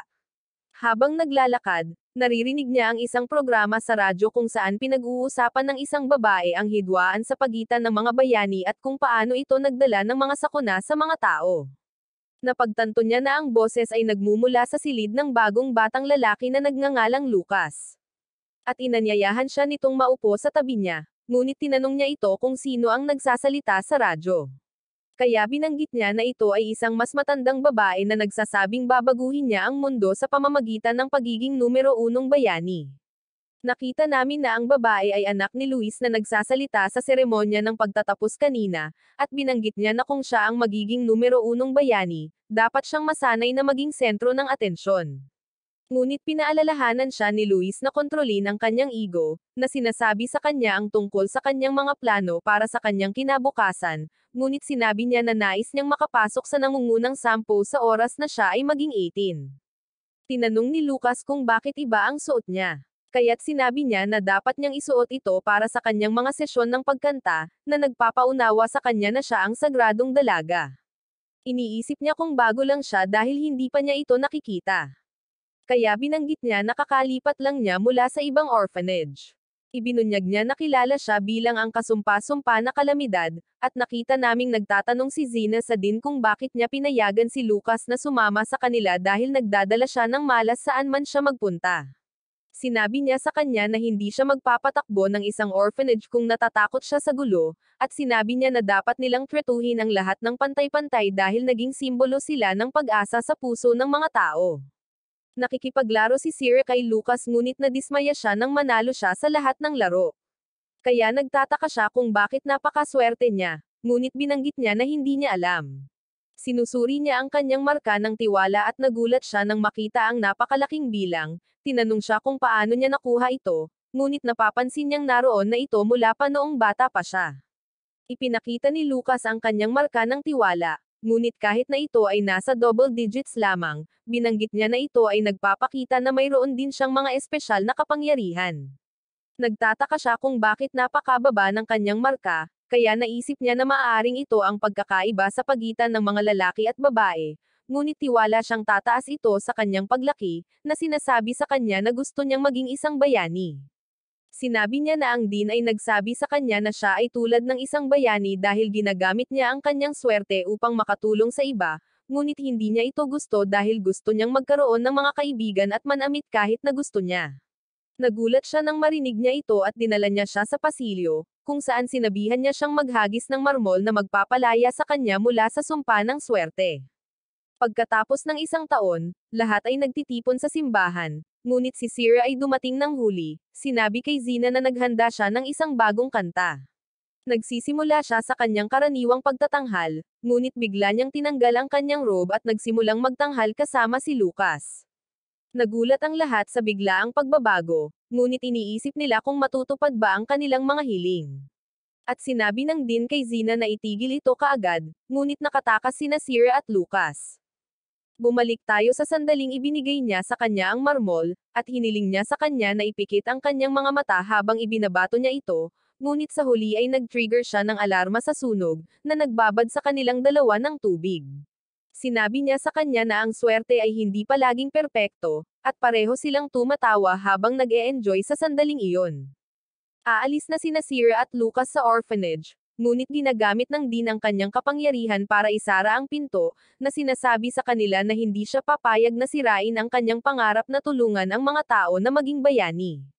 Bumalik tayo noong ipinakita ni Lucas kay Sierra ang kanyang gitara, at ibinunyag niya na ibinigay ito sa kanya ng Dean dahil hindi siya nagdulot ng gulo sa isang buong taon. Sinimulan niya itong tugtugin, at may nakikita silang mga ilaw na lumalabas, ngunit sa tingin niya ay mga dekorasyon lamang ang mga iyon para maging cool ang performer, at sinabi niya sa kanya na subukan ito. Kumakanta siya habang tumutugtog siya ng gitara, at tinanong niya ito kung bumuti na ang kanyang boses, ngunit sa palagay niya ay hindi pa rin ito nagbabago. Sinabi ni Lucas sa kanya na ipakita sa kanya kung paano kumanta, ngunit ipinaliwanag niya na kailangan niyang magpahinga dahil kailangan pa niyang mag-ensayo para sa kanyang lingguhang pagtatanghal. Sa tingin niya ay sinasayang niya ang kanyang mga talento dahil kumakanta lang siya para sa simbahan, ngunit sinabihan siya ni Zina na huminto sa paggawa ng ingay dahil gabi na. Ipinaliwanag niya na binibigkas lamang niya ang kanyang aklat-aralin, ngunit sinabihan siya nito na matulog at sinabing nakakainis siya. Sinabi ni Lucas sa kanya ang tungkol sa mga alingaw na ang Dean ay nagtayo ng bahay ampunan upang alagaan ang mga bayani, at nalaman namin na siya mismo ay isang bayani, ngunit ito ay panandalian lamang. Sa palagay ni Lucas ay gusto niyang maging bayani siya, ngunit ipinaliwanag niya na hindi siya interesado at sinabi sa kanya na kailangan niyang bumalik bago siya muling pagsabihan ni Zina. Habang papunta sila sa kanyang silid, nakita nila ang isang surir na nakikipag-usap sa isang lalaki na binanggit na ang sagradong dalaga ay isang ordinaryong babae lamang, ngunit pinalaki siya ng Dean upang maging kanyang alindog sa swerte. Iniisip ng surir na nagbibiro siya, ngunit ipinaliwanag niya na sinabi sa kanya ng Dean na gusto niyang ipagpatuloy ang kanyang nabigong pamumuhay bilang bayani sa pamamagitan ng pananatili sa kanya sa orphanage. Narinig ni Sierra ang kanilang pag-uusap, kaya nagsimula siyang umiyak, at iminungkahi ni Lucas na sabay silang tumakas. Bumalik tayo sa kasalukuyan habang sinabi ng Dean kay Sierra na hindi niya ito papayagang umalis, at sinubukan ni Lucas na tumakas kasama niya, ngunit ginamit ng Dean ang kanyang invisible na mga braso para hawakan siya. Sinabi niya sa kanya na mataas ang inaasahan niya para sa kanya at ipinaliwanag niya na mahirap makakuha ng halaga ng tiwala, ngunit si Lucas ay sumugod at inatake siya gamit ang kanyang gitara. Nagawa niyang palayain siya, ngunit pinigilan siya ng Dean, at sinabihan niya siyang tumakbo para dito. Kaya sinubukan niyang lumayo, ngunit sa huli ay napapalibutan siya. Sinabihan siya ni Lucas na huwag sumuko dahil siya ang pinakamaswerteng tao sa buhay, at biglang pumuslit si Truckcon. Nalaman namin na ang driver ay nakatulog, at sinubukan niyang ihinto ang truck habang si Lucas ay humawak sa Dean, na nagpapaalala sa kanya na siya ay may malas. Nabangga sila ng truck, at nag-alala si Sierra, ngunit sinubukan siya ni Zina na habulin, pero mabilis siyang nakalayo. Nagsimulang magpanik ang driver, ngunit napagtanto niya na walang nasawi salamat sa kapangyarihan ng Dean, habang ang lahat ay nagtataka kung bakit tumakas ang sagradong dalaga. Nakarating si Sierra sa isang lungsod kung saan nasira ang kanyang sapatos, at nagsimula siyang umiyak, umaasang okay si Lucas. Tumutugtog siya ng gitara at kinakanta ang kanyang kantang tinatawag na tragedy, na nagpapaalala sa kanya ng mga sandaling kasama niya ito. Kaya naging determinado siyang iligtas siya. Binigyan siya ng isang estranghero ng barya, at ginagamit niya ito sa paglalaro ng lottery, ngunit natalo siya dahil umabot na sa zero ang halaga ng kanyang tiwala. Kaya hindi na siya ang pinakamaswerteng tao sa mundo, at napagtanto niya na kailangan niya ng pera upang mabuhay. Kaya nagsimula siyang magtanghal sa mga lansangan, at natutuwa ang mga tao sa pakikinig sa kanya, kaya nagtipon sila sa paligid niya at binibigyan siya ng mga barya habang patuloy siyang kumakanta sa harap nila. Sa kalaunan ay gumawa siya ng isang maliit na kapalaran, at binigyan siya ng isang lalaki ng isang bagong pares ng sapatos upang palitan ang mga pinaglumaan niya. May pera na siya para bilhin ang lahat ng kailangan niya. Ngunit sa pagiging popular niya, sinimulan siyang kilalanin ng mga tao bilang sagradong dalaga. Kaya sa tingin nila ay suswertehin sila kung makikinig sila sa kanyang mga kanta, at nagtitipon sila sa mga lansangan para panoorin ang kanyang pagganap. Natutuwa ang pinuno ng isang kumpanya ng bayani na interesante siya, at sinabi sa kanya ni Luis na siya lang ang nakaligtas sa pagbagsak ng eroplano noong siya ay maliit. Kaya't napagtanto niya na ang swerte ay ang kanyang superpower, at iniisip niya ang tungkol sa pagre-recruit sa kanya bilang isang bayani. Nakita niya ang kanyang mga tagasunod na nagdarasal sa kanya, at sinimulan nila siyang tawaging sagradong dalaga. Kaya't siya ay nalungkot at tumakbo palayo, na nagmamakaawa sa kanila na itigil ang pagsunod sa kanya. Nakarating si Sierra sa isang eskinita kung saan may nakilala siyang kakaibang babae, at sinabihan niya itong itigil na ang pag-idolo sa kanya dahil wala na siyang kapangyarihang magdala ng magandang kapalaran. Ngunit sinabihan siya ng babae na suriin ang halaga ng kanyang tiwala, at napagtanto niyang nasa 5 digit ito. Ipinakilala ng babae ang kanyang sarili bilang Karen at inanyayahan si Sierra na sumali sa kanyang kumpanya bilang isang bayani, na nagpapaalala sa kanya kay Lucas dahil gusto niyang maging isang bayani kapag siya ay lumaki. Pumayag siyang sumali kung tutulungan siya ni Karen na mahanap siya sa hinaharap, at tinatanggap niya ang kanyang kondisyon, na sinasabi sa kanya na dapat silang umupo ng magkasama upang pag-usapan ang lahat. Pagkatapos nito, nakita namin si Lucas na nakikinig sa radyo, at nakarinig siya ng isang programa tungkol kay Sierra, at napagtantong isa na siyang sikat na bayani. Nalaman niyang naging matagumpay din itong mga awit, at naka-schedule siyang magkaroon ng kanyang unang konsyerto, kung saan ang kanyang mga tagahanga ay naghihingalo na dumalo, ngunit ang mga tiket ay naubos na. Natutuwa si Lucas na maayos ang kalagayan niya, ngunit biglang sumama sa kanya ang Dean, na sinasabing kalimutan siya. Binanggit niya na may kailangang malaman si Lucas tungkol sa kanya, at ibinulong niya ito sa kanyang tainga, ngunit nabigla siya nang marinig niya iyon. Ang mga tagahanga ay nagtitipon para sa kanyang konsyerto, at gumawa siya ng isang nakamamanghang pagtatanghal, kaya lahat ay nag-cheer para sa kanya. Binanggit niya na matagal na siyang wala sa entablado, na sinasabi sa lahat na hindi magandang karanasan ang huli niyang pagtatanghal, ngunit natutuwa siya na nakapagtanghal siya kasama ang kanyang kaibigan na nagturo sa kanya kung paano tumugtog ng gitara at nagpaibig sa kanya sa musika.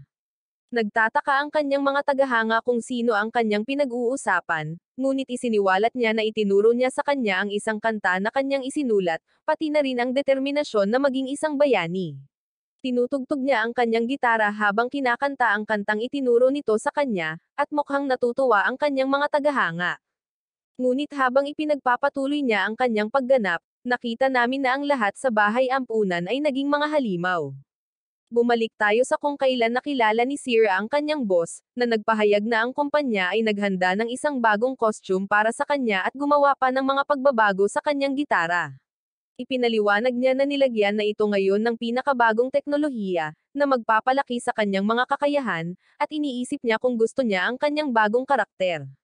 Ipinaliwanag ni Karen na mas gusto ng kanilang audience ang malalakas at independenteng kababaihan, kaya napagpasyahan nilang alisin ang kanyang imahe bilang sagradong dalaga at gawin siyang isang anghel ng labanan na nagdadala ng magandang kapalaran sa pamamagitan ng kanyang musika. Ang kanyang gitara ay biglang nag-transform sa isang bow. At ipinaliwanag ng kanyang amo na ito ang kanyang bagong custom na sandata, ngunit binanggit niya na hindi siya marunong lumaban. Kaya sinabi sa kanya ni Karen na nagayos sila ng mga sesyon ng pagsasanay para sa kanya, at kumpiyansa silang magbabago siya bilang isang tunay na bayani sa lalong madaling panahon.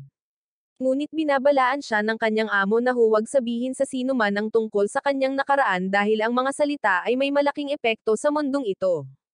Bumabalik tayo sa kasalukuyan habang papunta si Sierra sa kanyang van, at sinabi sa kanya ng driver na mahusay ang kanyang trabaho. Ngunit hiniling niya sa kanya na ihatid siya sa isang lugar bago sila bumalik sa kanilang kumpanya, na nagsasabi sa kanya na kailangan lang niya ng sandali. Pumunta sila sa orphanage, at sinabihan ng driver si Sierra na magmadali. Pero nang bubuksan na niya ang pinto, biglang sumulpat sa likod niya ang Dean. Nagtataka siya kung ano ang ginagawa niya roon, na sinasabi sa kanya na nagsimulang masira ang orphanage pagkaalis niya, at napapansin niya na walang sapat na pagkain ang mga bata. Sinisisi niya ito sa nangyayari, at sinabi nitong handa siyang tulungan sila, ngunit hindi siya naniniwala sa kanya dahil alam niyang hindi siya bumalik para bigyan sila ng mga regalo. Ibinunyag niya na gusto niyang makita si Lucas, ngunit sinabi sa kanya ng Dean na kalimutan siya dahil magiging pabigat lang siya sa kanya, na sinasabi sa kanya na hindi kailangan ng orphanage ang tulong niya. Iniwan niya siya sa labas, at natutuwa siyang narinig ni Lucas ang lahat, na sinasabi sa kanya na oras na para bumalik. Nalaman namin na sinabi sa kanya ng Dean na siya lamang ang nakaligtas mula sa paglipad kung saan nasawi ang kanyang mga magulang, at ang kanyang kapangyarihang magdala ng swerte ay may halaga, na siyang kasawian ng iba. Nalaman ng lahat ang tungkol dito, kaya sinimulan nilang sisihin siya sa kanilang kasawian, iniisip na naghihirap sila dahil sa kanyang kapangyarihan. Iniisip ng kanyang mga tagahanga na ninakaw niya ang kanilang swerte sa kanyang mga konsyerto, kaya nagsimula silang humingi ng mga refund, at kinukot siya ng mga tao ang orphanage dahil naniniwala silang ito ang pinagmulan ng kanilang kasawian. Maraming insidente ng pagkalason sa pagkain ang nangyayari sa orphanage, at iniisip ng publiko na isinumpa ito mula nang lumaki si Sierra doon. Ngunit sa tingin nila ay kumalat na ang sumpa sa buong distrito dahil ang mga sakuna ay iniuulat sa lahat ng dako, kaya gusto nilang ipasara ang orphanage. Nagsimulang masiraan ng isip ang Dean, iniisip na sinira ang kanyang buhay, at naalala niya na sinabi sa kanya ni Luis na sumali siya sa isang kumpanya ng bayani. Ngunit nagalit siya nang marinig ito dahil sa tingin niya ay dapat na itong bumalik sa ampunan. Ipinaliwanag ni Luis na siya ay tumakas, kaya wala na siya sa ilalim ng kanyang kontrol, na sinasabi sa kanya na umaasa siyang mamumuhay siya ng mapayapang buhay. Pero ngayong sikat na siya, hiniling niya sa Dean na tulungan siyang ilihim ang background nito. Ngunit natututo ang mundo tungkol dito, at sinisisi siya ng lahat sa bahay ampunan para sa kanilang kasawian, na naging dahilan upang sila ay mag-transform sa mga halimaw. Bumalik tayo kay Sierra nang mapagtanto niyang bumababa ang halaga ng kanyang tiwala. Kaya nag-aalala ang kanyang team dahil baka matanggal siya sa komisyon kung magpapatuloy ito. Sinabi ni Karen na humihingi ng mga refund ang kanyang mga tagahanga, at iniisip niya kung dapat ba nilang kanselahin ang kanyang konsyerto upang mabawasan ang kanilang mga pagkalugi, ngunit sa tingin ng amo ay magpapalala lang ito ng mga bagay. Iminumungkahi ni Sierra na magsagawa ng press conference kung saan masasabi niya sa lahat ang totoo, ngunit kumbinsido siya na totoo ang mga tsismis, na hinihiling sa kanya na ipaliwanag kung bakit mayroon siyang kapangyarihan ng magandang kapalaran.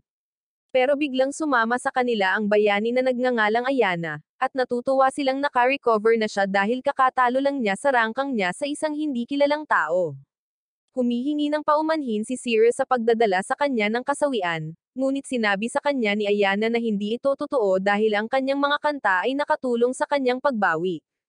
Binanggit niya na sinisisi ng mga tao si Sirius sa pag-crash ng eroplano, ngunit inihayag niya na ang lahat ay maaaring ipaliwanag sa pamamagitan ng isang recording na ibinigay ni Luis sa Dean. Nagpa siya si Sirius na hanapin ito, ngunit binanggit ni Karen na ang buong distrito ay nasa kaguluhan, na sinasabi sa kanya na ipaubaya ito sa iba pang mga bayani dahil bumababa pa rin ang kanyang halaga ng tiwala, ngunit nagpa siya siyang gawin pa rin ito. At pinahintulutan siya ng amo, sa pag-aakalang ito na ang pagkakataon nila na mag-ayos. Nilagpasan niya ang mga sibilyan habang iniisip niya kung ano ang nangyayari sa kanila, ngunit sa pagpasok niya sa isang lagusan, napagtanto niya na tatamaan siya ng truck dahil naging halimaw ang driver. Ginagamit niya ang kanyang sapatos para tumaas sa pader at tumalon sa ibabaw ng truck, ngunit nakita niya ang ibang sasakyan na humaharang sa daanan. Kaya ginamit niya ang kanyang gitara para mabawi ang kontrol ng kanilang mga driver, at lahat sila ay pinadaan siya. Tumungo tayo kay Luis habang nakikipag-usap siya sa kanyang amo, na binanggit na ang takot ay palaging nasa distrito, ngunit ang talumpati ng siyensya ay nagbigay sa kanila ng pambungad na pag-atake. Sinabi ni Luis na malapit ng malantad ang mga sikreto, ngunit sa tingin ng amo ay perpekto ito, na sinasabi na ang kapalaran ay nakangiti sa mga handa. Nakarating si Sirius sa bahay ampunan, ngunit napagtanto niya na ang lahat ay naging mga halimaw, kaya tumalon siya palayo at binago ang kanyang gitara sa hugis nitong pana. Pinigilan niya si Zina gamit ang kanyang mga palaso, at napagtanto niya na ang maitim na sangkap sa kanilang mga balikat ay nagpapasama sa kanila. Ngunit sinimulan nilang habulin siya, kaya tumakas siya habang pinaputok niya ang kanyang mga palaso sa kanila at nagawang sirain ang masa na kumokontrol sa kanilang mga katawan. Ngunit bigla siyang hinayla ng hindi nakikitang mga braso ng Dean, at sinabi niyang siya ang dahilan kung bakit siya naging halimaw, kaya gusto niya itong pahirapan. Inilabas niya ang kanyang bow at nagpaputok ng palaso na sumisira sa kanyang mga braso at tumama sa kanyang katawan. Ginagamit niya ang kanyang spray upang markahan ang isang lugar kung saan maaari niyang iwasan ang kanyang mga pag-atake, at sinubukan niyang durugan siya gamit ang kanyang mga braso, ngunit tumalon siya palayo at tinamaan siya ng isa pang arrow. Agad siyang nakabawi at inatake siya ng buong lakas, ngunit pinutol niya ang kanyang pag-atake at nagawang isara ang distansya. Hinampas siya ni Sir ng hindi kapani-paniwalang lakas, pinatumba siya, ngunit nasira ang kanyang gitara, at naalala niyang kailangan pa niyang hanapin ang file. Kaya't sinabihan niya ang kanyang yoyo na tulungan siyang hanapin ito. Ipinakita nito sa kanya ang landas at dinala siya sa silid ng Dean, kung saan nakita niya ang recording, ngunit bigla niyang narinig ang boses ni Lucas. Sinisisi niya ito sa kanyang malas, sa pag-aakalang isa siyang walang isip sa pagtitiwala sa kanya, at naniniwala siyang siya ang dahilan kung bakit nasawi ang kanyang mga magulang. Sinabi niya sa kanya na hindi ito totoo, ngunit hindi siya naniniwala sa kanya at sinimulan siyang salakayin. Nilampasan niya ito at tumungo sa isang computer kung saan sinubukan niyang i-play ang recording, ngunit bigla itong nagpakita sa likuran niya at nawasak ito. Naghahanda siyang tapusin siya, ngunit tinanong niya ito kung natatandaan pa niya ang marmol na ibinigay niya sa kanya, at ginamit niya ito upang pindutin ang alarma ng sunog, na naging sanhi ng pag-activate ng sprinkler. Ngunit biglang nag-on ang computer, at nagpe-play ito ng kanyang recording. Bumalik tayo sa sandaling bumagsak ang eroplano, at iniulat ng piloto na nawalan siya ng kontrol. Kaya't napagtanto ng mga pasahero na sila ay tiyak na mapapahamak. Nagsimulang umiyak si Sierra, at ibinunyag ng mga magulang ni Lucas na may anak sila sa halos parehong edad, ngunit nalulungkot sila dahil hindi na nila ito muling makikita.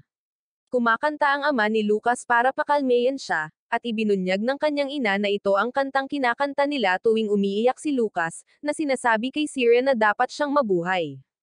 Nais ng lahat ng mga pasahero na mabuhay siya dahil iniisip nila na napakabata pa niya para masawi, at ipinagdarasal nila na swertehin siya at makaligtas sa pag-crash upang maipagpatuloy niya ang kanilang mga kagustuhan. Nalaman namin na hindi naniniwala na isinulat ni Lucas ang tragedy song dahil narinig niya ito noon, kaya alam niyang kinopya niya ito mula sa isang tao.